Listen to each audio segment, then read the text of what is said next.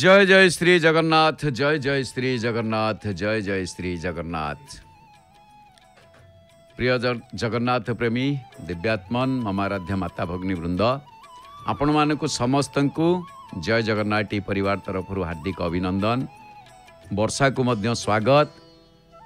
आओ वर्षा पड़ुवा जो आम आज भक्त अनुभूति नहीं पारे किंतु भजराम आपण सागर अच्छी आपण भजराम सत देखिए पचारत न पचारत सेपटे वर्षा पड़ा अनुभूति ननेले कौन है आसुना आम जगन्नाथ महाप्रभु को दर्शन करुचे। सिंहद्वार को दर्शन करुले, आनंद बजार को दर्शन कले। हाँ आनंद बजार मध्याह्न समय महाप्रसाद मनमुग्धकर। हाँ मध्याह्न महाप्रसाद आज विषय वस्तु ना मध्याह्न महाप्रसाद महाप्रसाद भोजन करवा आठी ठिया अनुभूति नहीं था आज महाप्रसाद भोजन करवा समस्ते एका संगे बसिकी। काली तो चितौ पिठा तो कथा होतिले कारण ये क्षेत्र एमिति एक क्षेत्र श्री क्षेत्र पुरुषोत्तम क्षेत्र यथा सर्वेश्वर विष्णु सर्वलोकोत्तमोत्तम तथा समस्त तीर्थानां वरिष्ठं पुरुषोत्तमम् आदित्यानां यथा विष्णु श्रेष्ठत्वे समुदाहृतः तथा समस्त तीर्थानां वरिष्ठ पुरुषोत्तम अकारः सर्ववर्णानां गायत्री छन्दसा यथा तथा समस्त तीर्थानां वरिष्ठ पुरुषोत्तमम् जेमिति देवता मानक भितरे विष्णु समस्त लोकरे उत्तम सेमिति क्षेत्र मध्य समस्त ठारू वरिष्ठ।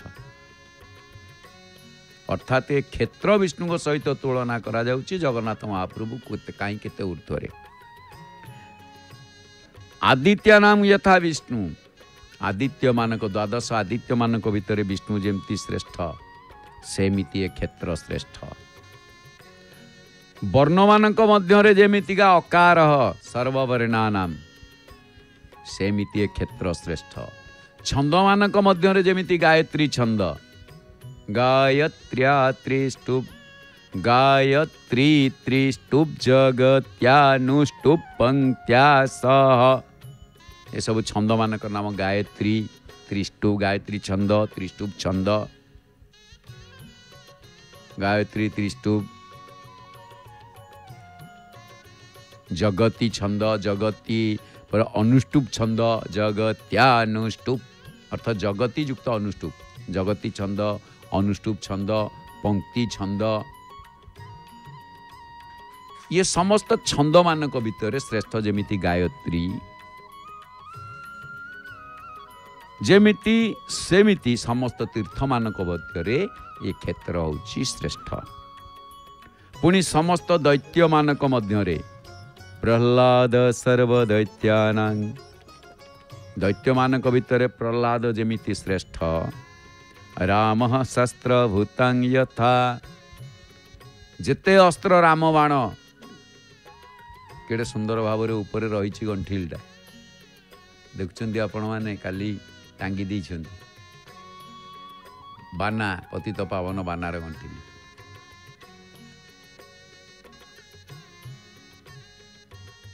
राम बाण जेमिति सर राम सर सबुठारु राम को बाण जेमिति श्रेष्ठ तथा समस्त तीर्थानां वरिष्ठम पुरुषोत्तम सेमिति पुरुषोत्तम क्षेत्र मध्य बलिष्ठ। देवर्षीणां यथा श्रेष्ठो नारदो मुनिसत्तमः तथा समस्त तीर्थानां वरिष्ठम पुरुषोत्तम जेमिति देवर्षि मानक मध्य नारद श्रेष्ठ सेमिति तीर्थ मानक मध्य ये क्षेत्र श्रीक्षेत्र होची श्रेष्ठ। तेबे श्रीक्षेत्र रे काहींकी श्रेष्ठ श्रीक्षेत्र भल कथाटी आसीची गंगायां जले मुक्ति वाराणस्यां जले स्थले जले स्थले चांतरिक्षे मुक्ति श्री पुरुषोत्तमे। पुरुषोत्तम क्षेत्र रे जल स्थल अंतरिक्ष रे मुक्ति। आमे बड़ देउल को देखुचे, नीलचक्र को देखुचे, पतित पावन महाप्रभु को दर्शन करुचे। पतित पावन नेत मध्य टिके धीमे जाइछन्ति, ओदा हो गले तो वर्षा पड़ी कि।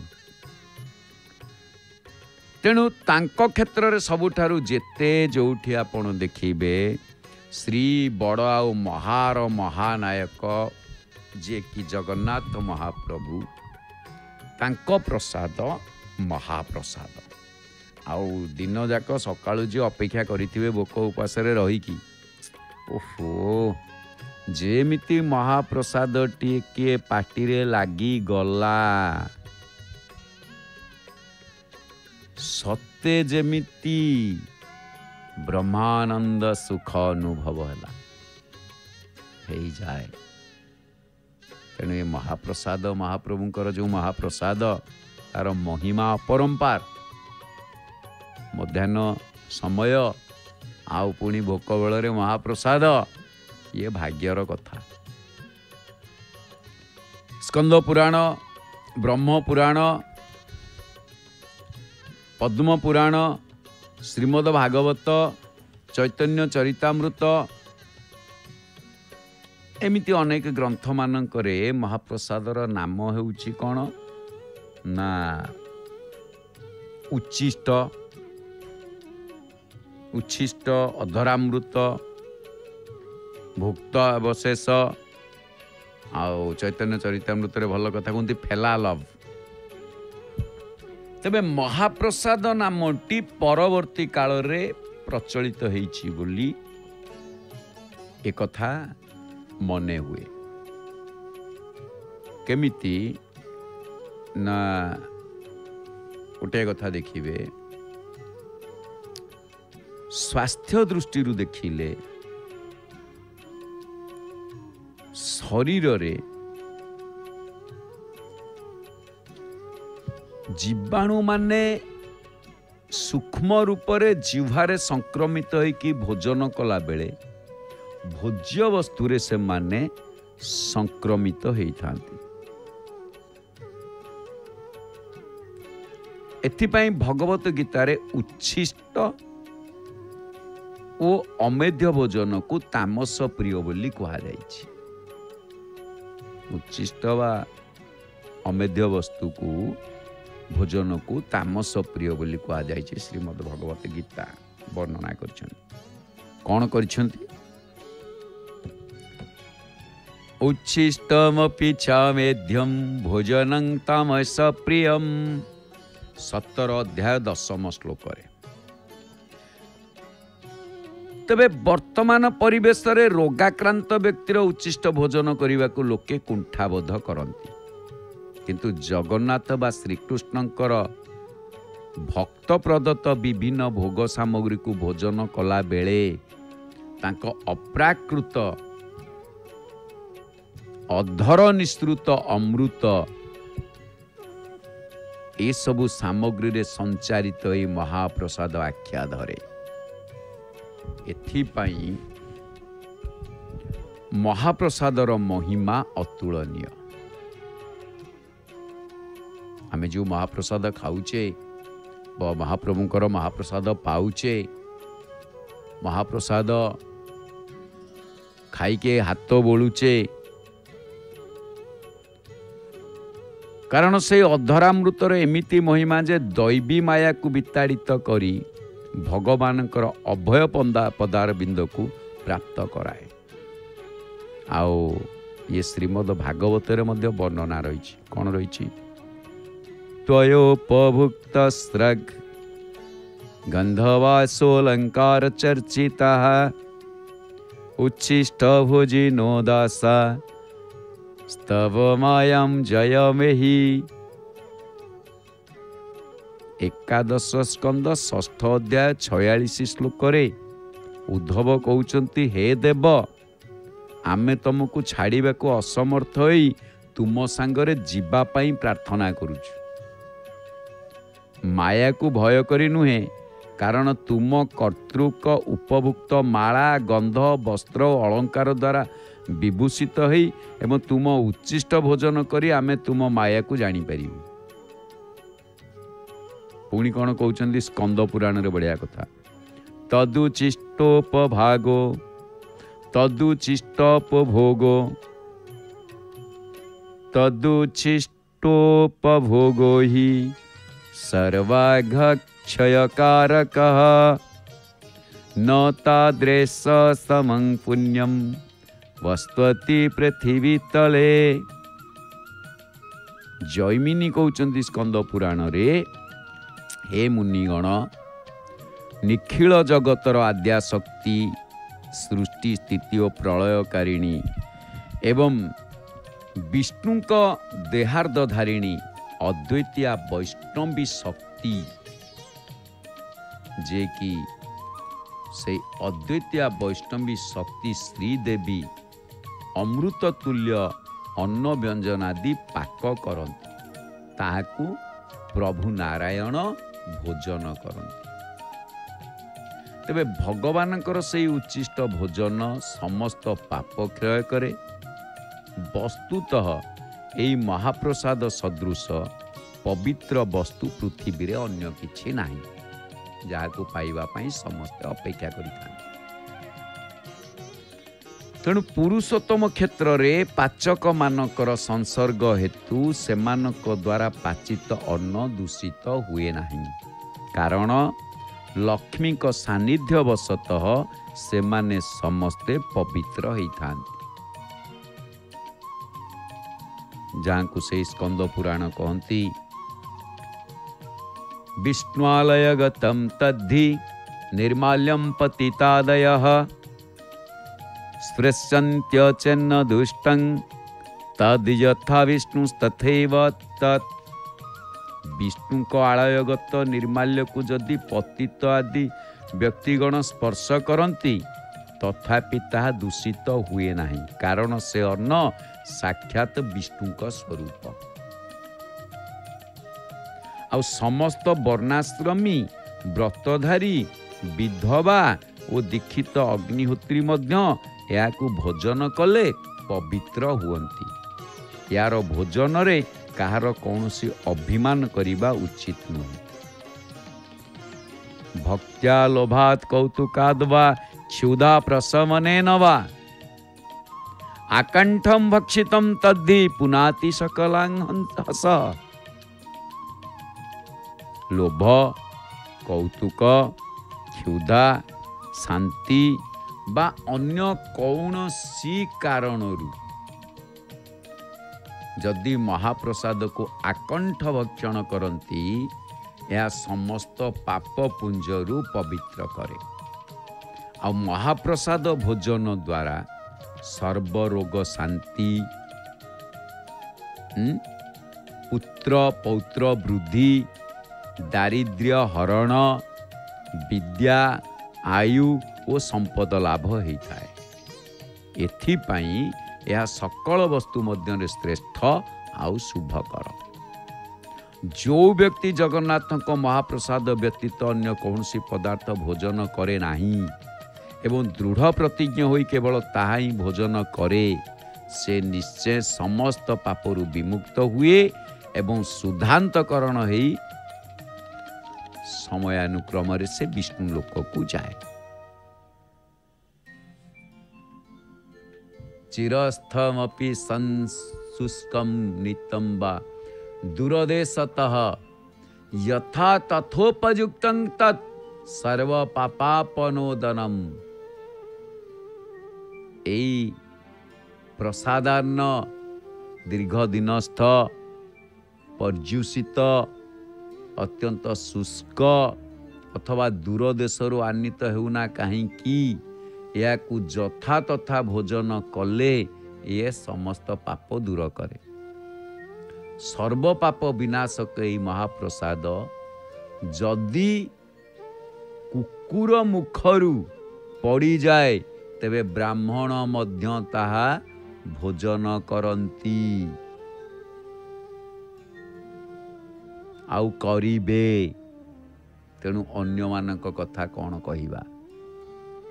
अनाचारी अथवा मानसिक पापाचारी समस्तंकर प्राप्त मात्रे जो माने ये प्रसाद को पाई थांती या भक्षणीय एवं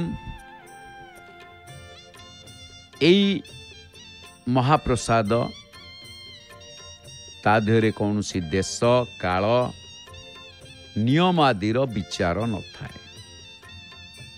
आ भगवानकर नैवेद्यान्न एवं गंगा उभय ही समान। खाली सेतिकी नुह महाप्रसादंक दर्शन महाप्रसादंक कथा चिंता करिबा महाप्रसादंक स्पर्श करिबा एवं बा भक्षण करिबा ये जहाँ भी आपण करूछंती एथिरे कौन हुए ना निखिल पातक दूर होई थाए। तेणु जगधात्री लक्ष्मी देवी स्वयं सुसंस्कृत वैष्णवाग्नि रे याकू पाक करती। कहीं हुए ना यह लक्ष्मी पाक सिद्ध अन्न। स्वयं भगवान चक्रपाणी बहु मनवंतर धरी याकू भोजन करी आसुचंती। सेथिपाई कौन कुआगला स्कंद पुराण रे बढ़िया कथा भुंक्ते तत्रैव भगवान पश्यत्यन्यत्र चक्षुषा। हे मुनिगण ए पुरुषोत्तम क्षेत्र रे भगवान साक्षात भोजन करती। अन्य स्थान रे केवल भक्त प्रदत्त नैवेद्यान्न को दृष्टिपात करती। पूर्वे परिवेष्टित जोगी माने एई जगन्नाथ को प्रार्थना करी कहले हे देव आमे आपणकर निर्माल्य उच्चिष्ट उपभोग करी आपणक माया को जिणीबू। आओ यह निश्चित रूप से जानी रख जो मानकर पुण्य बल अत्यंत अल्प से मानकर सेथिरे विश्वास हबना। स्कंद पुराण कहती 38 अध्याय 26 श्लोक रे वैष्णव खंड अंतर्गत पुरुषोत्तम रहस्य रे कौन कहती नाल्प पुण्य व्रतां तत्र विश्वास संप्रजायते। जो मानकर पुण्य बल अत्यंत अल्प से मानकर तहिरे विश्वास हुए ना। पद्म पुराण रे मध्य अनुरूप वर्णना रही। पद्म पुराण रे मध्य वर्णना रही से कौन रही तदन कोमलं दिव्यम यद्यपि द्विजसत्तम तथापि वज्रतुल्यं स्यात् पाप पर्वत धारणे। हे द्विज श्रेष्ठ यद्यपि से अन्न कोमल और दिव्य तथापि पाप रूपक पर्वत को विदारण करिबारे ताहा वज्र तुल्य हो जाए। तेणु पाप रूपक पर्वत हेले ये से वज्र तुल्यता को विदारण करि थाए। ये से ना महाप्रसाद। तबे भगवानकर मत्स्य कच्छप नृसिंह बामन प्रभृति जो 24 अवतारंकर वर्णना अच्छी भक्त मानकर भाव अनुजाई भगवान आशीर्वाद करिथा।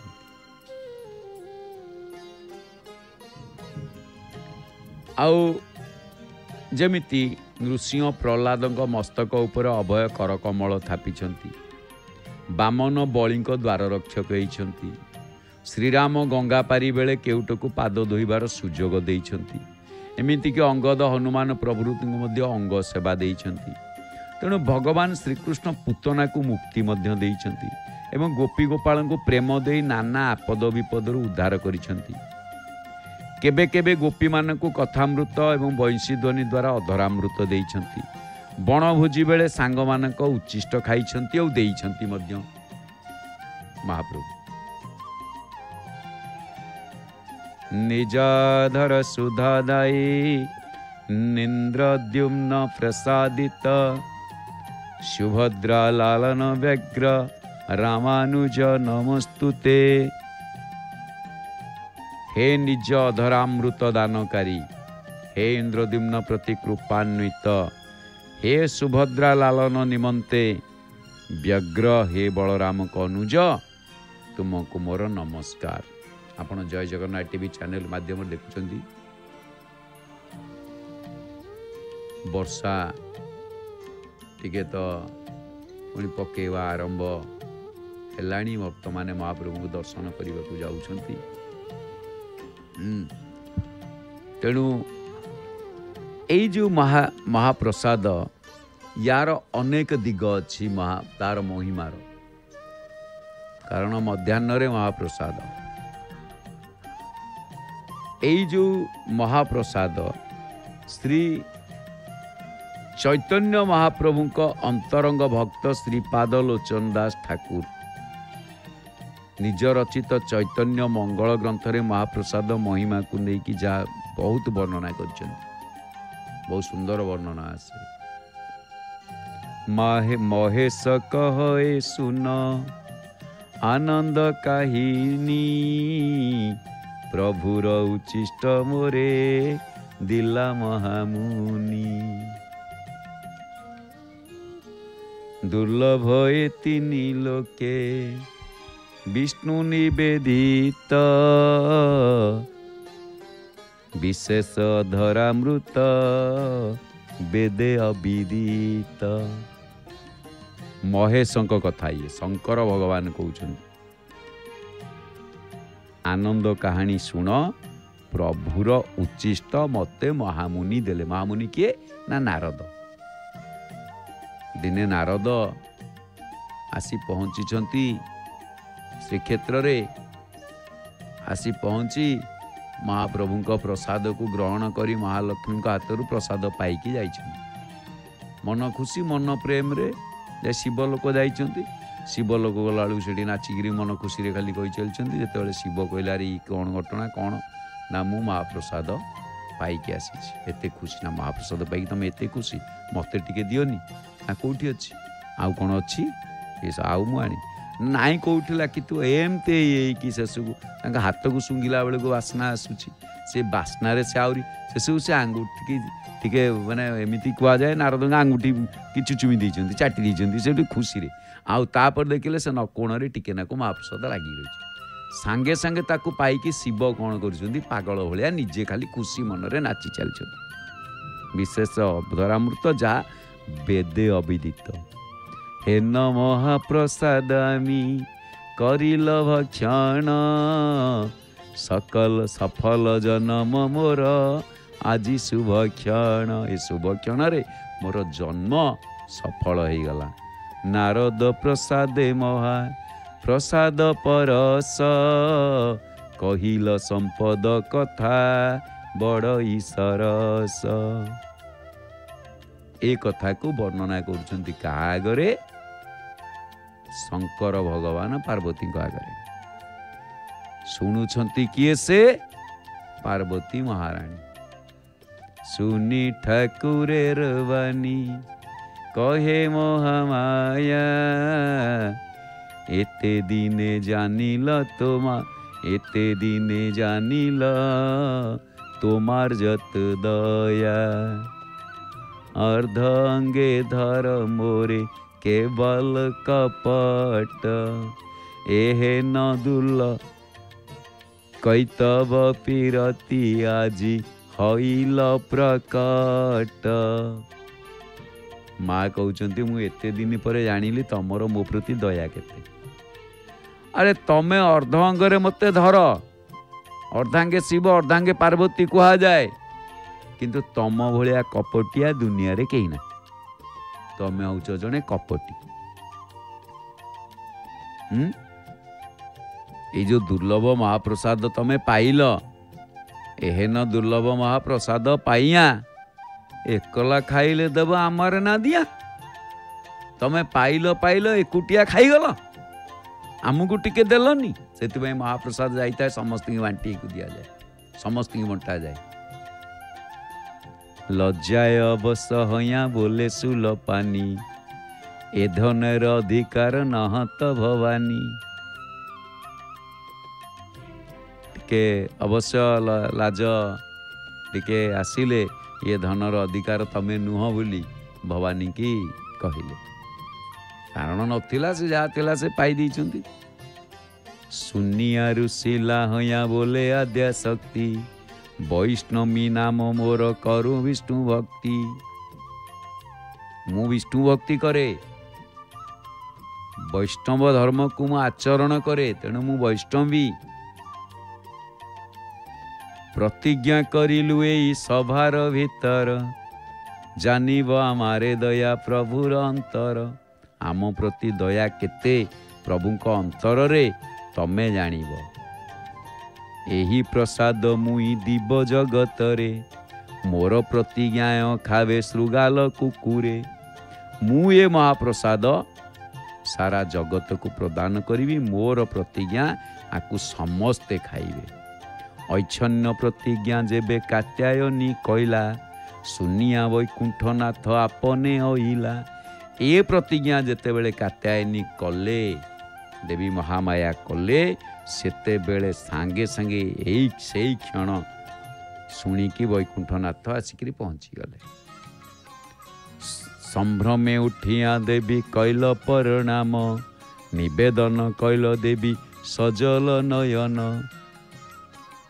संभ्रमरे उठिकी माँ कौन कले ना प्रणाम कले, एवं प्रणाम करि सारिबा परे तांकु निवेदन कले सजल नयन, आखि छल छल हो जाइछि। कातर अंतरे कहे छाड़िया निश्वास, आनंद हृदय कहे लोचन दास। लोचन दास मनरे से जो भाव लेखिले, कातर अंतर रे निश्वास छाड़िकी से तांको प्रणाम जनइले। तेबे एठी गोटे कथा आसीछि, ए जो महाप्रसाद आकु पाइला परे निर्माल्य, यार अन्य नाम कौन होछि ना आकु निर्माल्य बोली कहते। आम चारि द्वार को दर्शन करिया भितर मुख्य द्वार आज धर्म द्वार सिंह द्वार को दर्शन करुचे। सिंह द्वार अरुण स्तंभ। एठी पुराण वचन कहती, पुष्प चंदन माल्यादि यदंगैरुपधार्यते, अपनीतम यथा कालम निर्माल्यम तत्प्रकीर्तितम। पुराण वचन रे आसंती जे पुष्प चंदन माल्य प्रभृति द्रव्य जहा प्रभुंक श्रीअंगरे लागी हेई थाए, ताहा जथा काल श्रीअंगरु ओलागी हेले ताहा निर्माल्य हुए। किंतु प्रश्न होई पारे जे प्रभु तो मणिमुक्ता सुवर्ण आदि अलंकार परिधान करती, ताहा तांको अंगरु कढ़ा हेले कौन निर्माल्य हेब? यार उत्तर बृहत तंत्र सार ग्रंथ रे दिया जाइछि। मणिमुक्ता सुवर्णानि देवे दत्ता निजानि वै, न निर्माल्यम द्वादशाब्दम ताम्रपात्रम तथैव च। अर्थ मणि मुक्ता सुवर्ण और ताम्रपात्र देवता को दिगले ताहा 12 वर्ष मध्य निर्माल्य हुए नहीं। 12 वर्ष मध्य जेमिति पंकजर दुईटी अर्थ, गोटे यौगिक एवं अन्यटी रूढ़। रूढ़ार्थ होउछि पद्म एवं यौगिक होउछि बा व्युत्पत्तिर अर्थ होउछि पंकरु जात।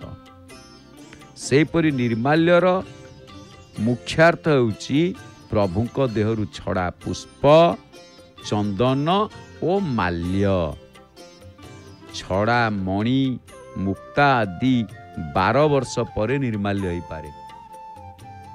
12 वर्ष पर्यंत जे लागी रही सी निर्माल्य हो पारे।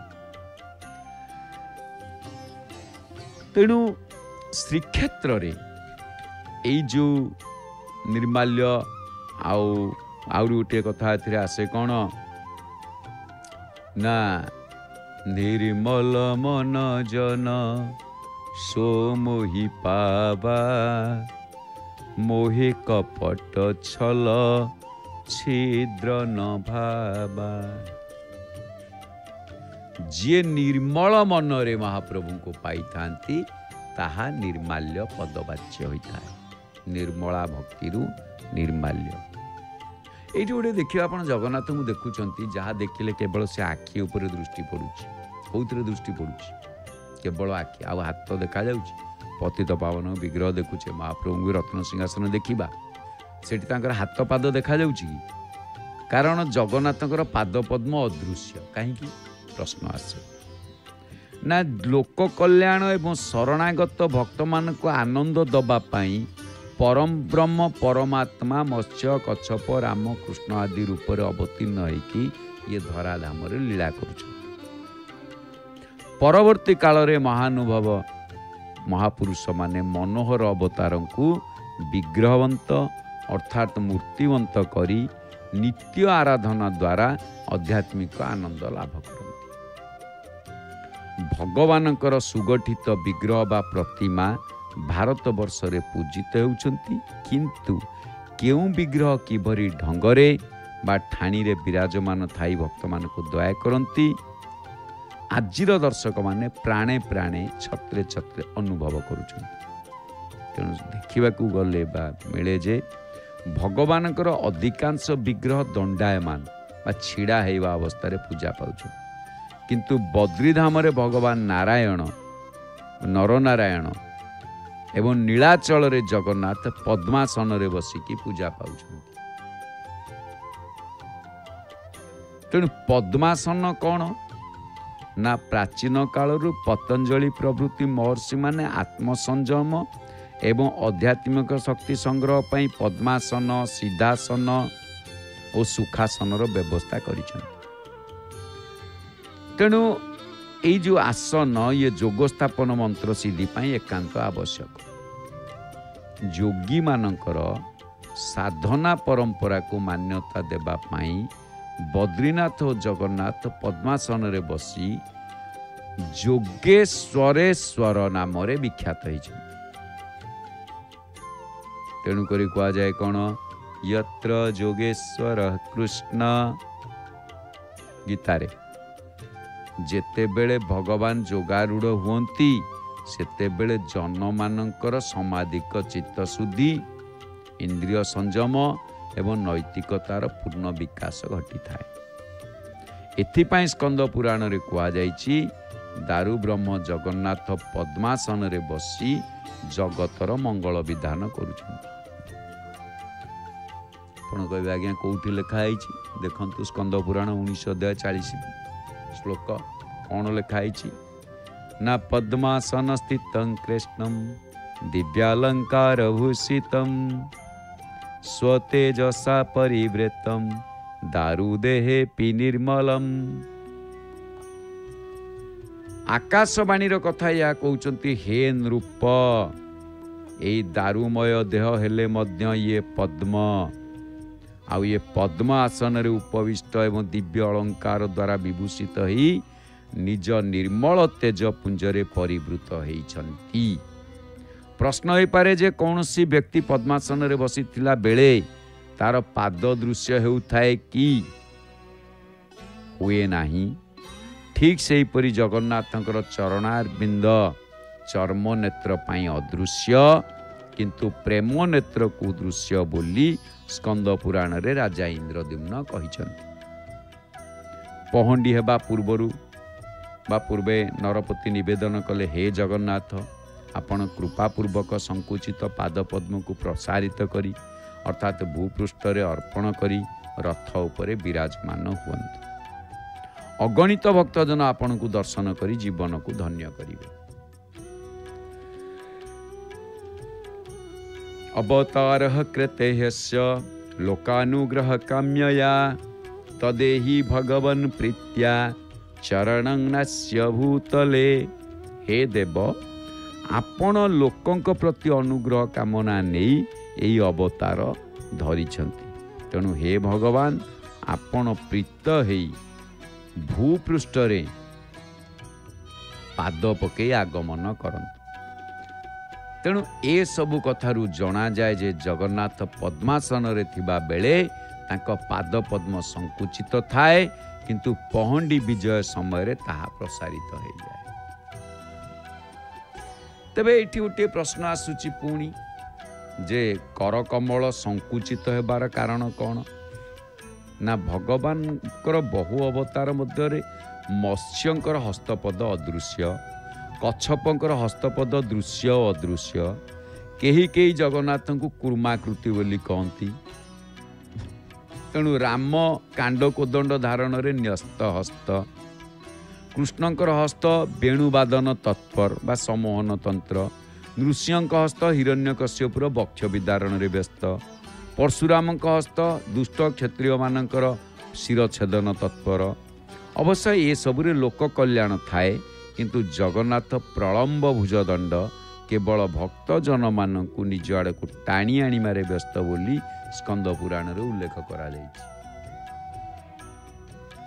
तेणु दीनानामुद्धृतौ नाथम प्रलंब भुज पंचरम, प्रलंब बाहु दीनार्थ परित्राण समुद्यतम।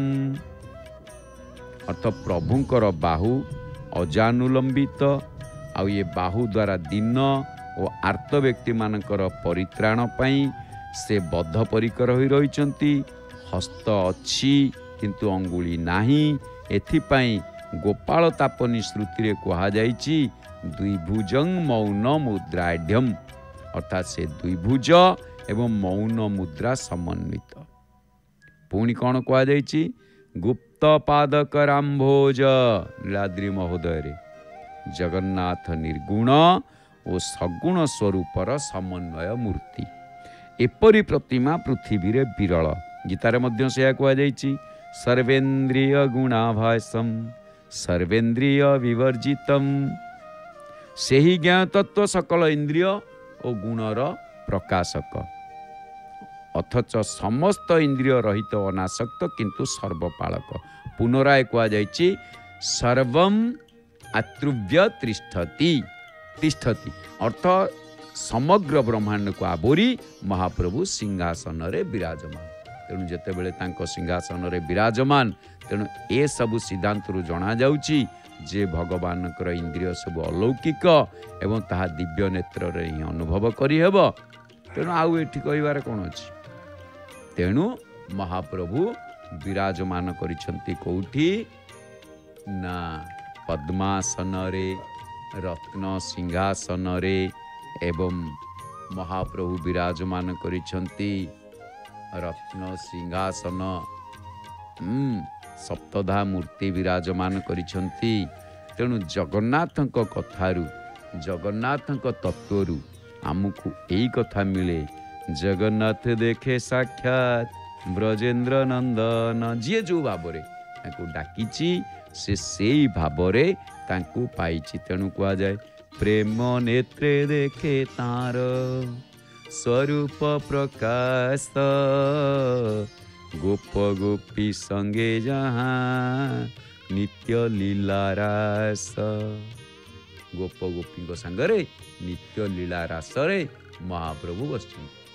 तेबे दर्शक बंधु एठी आमे कथा प्रवाह को सांग करिबा। वर्षा जोगु तो मत अनुभूति जाई पारलानी, कारण वर्षा हेले एमिति हुए, किंतु आमे मध्य कथा प्रवाह माध्यम रे आपनक सहित सीधा प्रसारण रे आमे जोड़ी ही रहिछु। तेबे आसंतु आमे एठी कथा प्रवाह को सांग करिबा। पुणी आगामी पर्याय कथा प्रवाह तो आरंभ हब, किंतु ता भितरे आमे कौन सबु कार्यक्रम आमर जय जगन्नाथ टीवी रे प्रसारण करा जाउछि आमे जानिबा कार्यसूची माध्यम रे। एक स्वर रे कहिबा जय जय श्री जगन्नाथ, जय जय श्री जगन्नाथ, जय जय श्री जगन्नाथ। जय भक्त और भगवान को मध्य संपर्क स्वर्गीय से ही नियारा